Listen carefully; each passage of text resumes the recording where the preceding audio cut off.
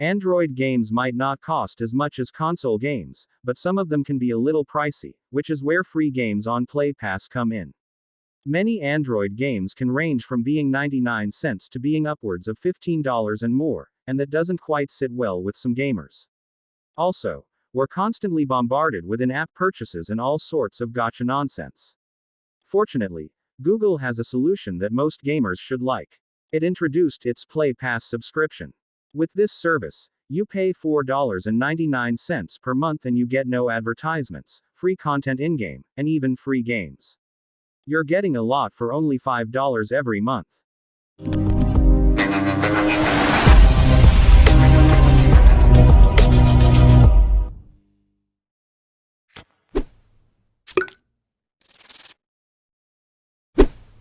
Agent A is a puzzle game with a classic spy feel.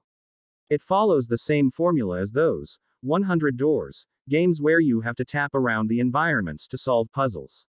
There are a ton of puzzles to solve as almost every item and room leads to another puzzle. As the story goes, you're in pursuit of a sneaky and very dangerous spy who's responsible for a lot of trouble. You'll be tracking her down as you solve puzzles. Just prepare to run into a lot of roadblocks en route to catching her, as this game is pretty tricky. The overall look and feel are really stylized but all to good effect. All of the characters and environments have a 2D minimalist look to them. Also, the characters are animated and the cutscenes are all fully voiced.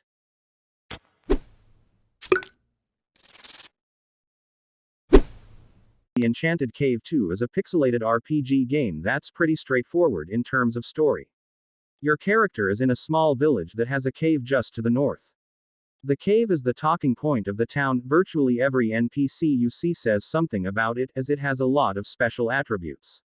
Those special attributes lay out the basic gameplay mechanics. Every time you enter the cave, the layout is different. Also, all of the floors, items, and enemies are randomized when you re-enter the cave. If you die, you lose all of the progress you gained along with your weapons and items. If you feel that you're going to die, you can escape. You'll still lose most of your stuff, but you'll keep your EXP and some special items.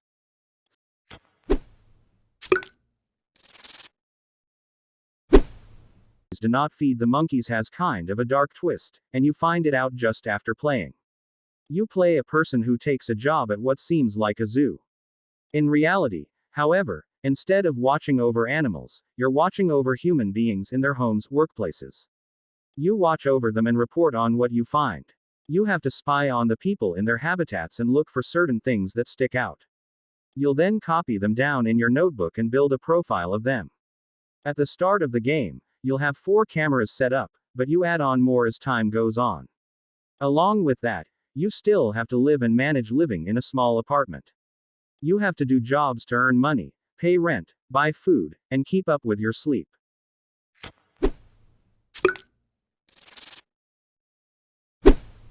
Dead Cells is a popular game that was released on multiple computing and gaming platforms back in 2018. It's a Metroidvania title that has you playing as a dead warrior. You wake up in a dungeon, and you try to escape. It's pretty straightforward, but there are some different mechanics. Firstly, every time your character dies, you start back at the beginning.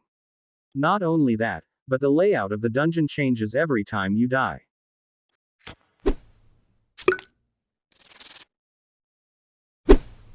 Edo Town is developed by Kairosoft, which is the same company that brought us the popular Game Dev Story.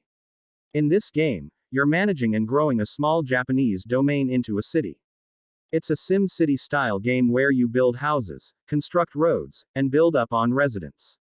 What makes this different from Sim City is the traditional Japanese environment. Japanese culture runs throughout this game, from the characters to the buildings. It's a unique take on the genre, as most town building games have you building metropolitan areas or medieval kingdoms.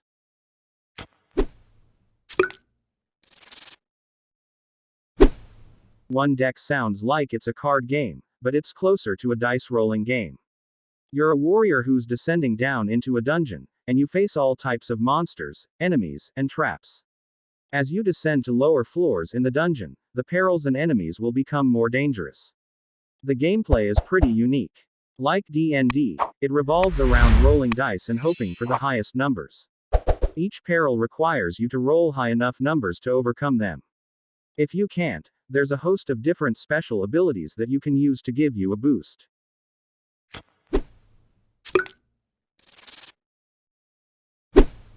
If you've ever wanted to own and manage your own soccer team, now's your chance. Football Manager 2021 lets you coach your own soccer team and manage all of the behind-the-scenes action. First, you choose your team and which league you want to be in. After that, you're thrown right into the action. This isn't a game like FIFA where you play soccer matches. You control everything that happens between the matches. However, you can watch sped-up versions of the matches to see how they all pan out. Since this is on Play Pass, all of the in-app purchases are purchased for you.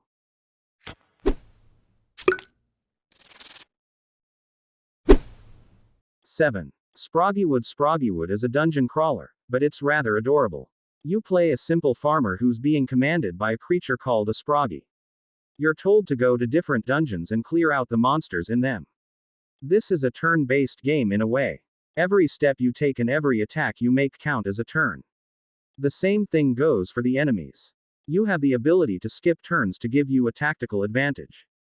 As you go through the dungeons, you'll find items such as scrolls and weapons. These give you special abilities that will also help you out. Along with that, your character can level up. Each time you level up, you'll be able to unlock and level up special abilities. This War of Mine was released back in November of 2014 to a slew of positive reviews and reactions. It stood out for its dark and all too realistic tone. You start playing as a character who needs to take refuge in an abandoned house during a war. The name of the game is survival. You need to live out each day in the abandoned house. This involves scavenging through the wreckage, crafting tools, and keeping up the character's stats and needs. You have to keep them fed, well rested and in good spirits. At night, you can go out to other locations and scavenge for supplies and food. It's necessary to do so, as you'll need supplies to craft essential tools and furniture. Leaving the house puts it at risk, so you'll have to be careful when scavenging.